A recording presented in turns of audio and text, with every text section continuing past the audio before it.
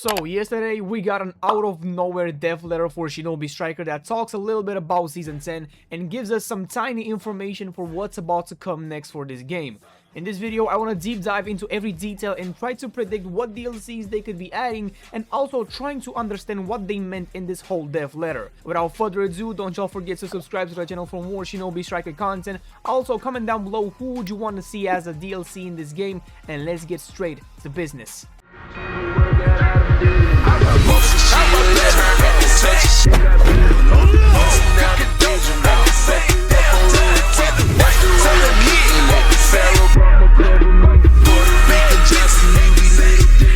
So first things first, what I'm noticing is that they again dropped the theme mechanic for this season pass. Last season we had the villain theme, and I don't know about y'all, but I thought the themes were like a coming back thing, like they're gonna stick with it moving forward. But I guess season 10 is not the case, because we haven't seen like a glimpse of a theme in this dev letter. And that means with no theme, we have less chances of predicting what DLCs they could add. Matter of fact, we can expect anything from the devs at this point. Personally, I would love a mix between heroes and villains, and also characters from the Boruto era, man. Like, we need that more than ever, since in the last two seasons we got only two Boruto characters, which one of them was a reskin for Kawaki, for a different class. I mean, at this point, they kind of added everyone who you want to see as a DLC in this game from the Naruto universe. And I know there are some of y'all who are still hoping for characters like Kiba or Shino or even the Sound 4, which, don't get me wrong, I will love everyone in this list, but let's keep it realistic. These characters are not gonna make the money Bandai wants, are definitely not gonna attract people to try this character out. So matter of fact, they're not like DLC material. I kind of see them like a, I don't know, if they ever decide to make like a second game, which I don't think we're gonna see too soon. I feel like these filler characters, but not really filler, could be like a free-to-play addition to the new game, or they could be like a the special ninjutsu pack we're gonna be getting back. I'm gonna talk about that later too. But I feel like characters that have a recent, more modern adaptation would do better in Shinobi Striker.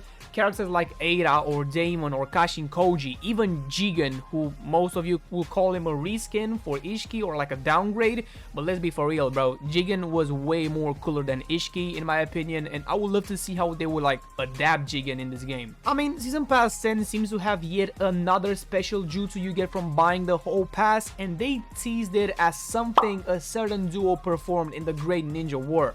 Now that is very vague, I know. In the dev letter video, I instantly thought of Obito and Madara, which is not a safe option, to be honest. Now that I think about it twice, I don't see them promoting that when they clearly have the chance to add Naruto and Sasuke, Amaterasu, Rasen, Shuriken, or even the Kurama Susanoo combo, because they have like a lot of jutsus they combine. They have like a lot of duo moves. They love promoting these crazy popular characters, and don't get me wrong, they're doing like a great thing. I could be wrong, and they could put like a 180 on us and add a totally different jutsu that was used in the Great Ninja War. Somebody actually pointed out in the comment section about a possibility they could add the Allied Shinobi Forces jutsu, which I don't really know how they will replicate that. I don't really see that in the game, because that would like take too much of the screen. It would be like too much chaos, but that's also a thing too. That could actually be a possibility. Also, very stretching idea would be that they didn't specify at all which Great Ninja War. Now I know I'm coping and I'm just extending this, like it just doesn't have to be this deep, but there are like 99% chances they mean the fourth one.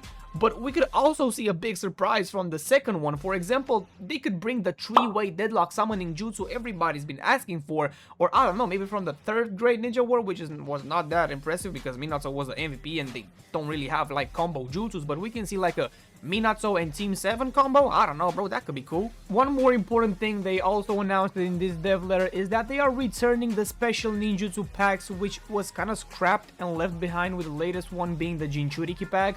Now, I'm not really sure what they mean by returning. Are we gonna like continue the Jinchuriki pack? Because I feel like there is a lot of potential there and lots of ignored characters like Han or Roshi. Lava style would be so good in this game, judging by the fact you only have like one jutsu as a lava style one in this game, and that was years ago when Mei Terumi was first released. We could see a 10 tails jutsu or even another 8 tails. I don't know, I would not mind about that. If they're gonna go like full mainstream and just add another Kurama jutsu, you know, bro, I don't mind. But when we have these unexplored characters that we can see in this game, why would you want to add another Kurama jutsu? It doesn't really make sense to me. Now if they actually meant, yo, we are done with the Jinchuriki one, that is over, and just start a whole new one, my first pick would be Sound 4. Like, this is the closest thing Sound 4 is going to get as a debut in this game. And no, like I said, I don't see them as a DLC in this game, like never in a million years. They're never dropping 4 characters back to back from the same era or team, so a jutsu pack is the only thing I see possible here for Sound 4. I mean, they got Kimimaro out of the way, you know, making him a DLC, so they don't need to like make a jutsu for him. They could just focus on the main 4. The first DLC for Season Pass was also announced to be releasing in spring 2026, and at this point, I don't know why they didn't say like an, you know, May or like an actual date, because we have like one more month of spring, and saying spring 2026 doesn't really give us a lot of options, so it's safe to assume the first DLC and the release of Season 10 is dropping at the end of May next month. That also means a whole month, whole ass 30 days of not getting content in this game. No new weapons, no new ninja tools, nothing, just, you know, straight up recycled shops and changing the game modes. You know, this coming month is definitely gonna be pretty hard for, you know, content creators to create content for this game, but I hope it's definitely gonna be worth it and it's gonna pay off and they make Season 10 one of the best seasons they ever made. The one and only thing I know most of the people who saw the letter had no idea what this means. They said that they're going to release new forms of the already existing SS Plus weapons, but with new abilities. I mean, bro, this is so vague. Like, this could mean they are reworking them completely, or are we gonna see, for example, a Sasuke Infernal Sword with a different color and different abilities? This part of the announcement is so confusing to me, because I'm not even sure what to say about this. This can mean a totally different thing that we think of, so I'm just gonna move to the next thing, to be honest. The permanent SS Plus items shop lineup. They're gonna add like a separate shop lineup which is only going to feature SS Plus weapons, and maybe weekly or like, you know, in every 2 weeks, they're gonna rotate the shop with different SS Plus weapons, so in that way, you know, don't have to like wait literally a year for an SS Plus weapon to come back. And maybe this is their way of responding to modding, because, you know, in order to get all the SS Plus items in the game, you need to, you know, mod the game. Maybe, who knows, in Season 10 the era of Shinobi shop is over, and, you know, I would be kind of sad about it, not gonna lie, because as a content creator, I already told y'all in multiple videos, because, you know, if we have everything in the game, it's easier for us to create content and builds, and I know for some people it's not fair, but at the end of the day, we're not cheating, you know, with like infinite health or spamming ults. They also mentioned that they're gonna be more direct and harsh with the bannings. They listed some reasons for bans, but to be honest, I don't really care about that, so I'm not gonna like make this video too boring. One thing I actually didn't really pay attention to, but now kind of seems interesting, is the way they phrased new ninja in the realm beyond human reach. Like what? That's not like a way to just hype out the character or the season. For me, that's a straight up hint. So maybe someone who has like godly powers, maybe Hagoromo, but I kind of doubt it, bro. They really, you know, added an Otsutsuki already in the last season pass. I don't think they're gonna add another one. Someone who isn't entirely human, Code is definitely a must in this season pass, to be honest. He is long overdue and needs to be added. Also, I heard a lot of people say either Ada or Delta or even Daemon, basically all the, you know, more new characters from the Boruto, that started to get some hype, and I would not be mad. Honestly, kind of the opposite. We need more female DLCs in this game, and Ada or Delta would just feed generations, to be honest. But yeah, boys, last but not least, the most important and surprising thing for me in this dev letter, they did it again. They did it again. They teased a custom matchmaking mode for Shinobi Striker.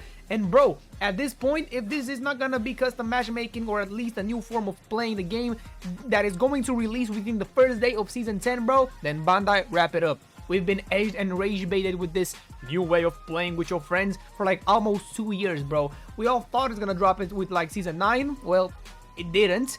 We was like, okay, bro, you know what? Midway through Season 9, we got this. Oh, well, that didn't happen as well. But bro, if I don't see custom matchmaking when I log in on the first day of Season 10, Bandai, we gonna have beef, bro. Also, they said it in a very weird way. Like a new way of training, they said. I mean, it kind of makes sense. Custom matchmaking is definitely not gonna give you like rank points or a lot of rewards, because you're custom matchmaking, you're just there to have, you know, fun with your friends. But that also means that with custom matchmaking being possibly introduced as a new training feature, that a 1v1 system is not how we thought it would be.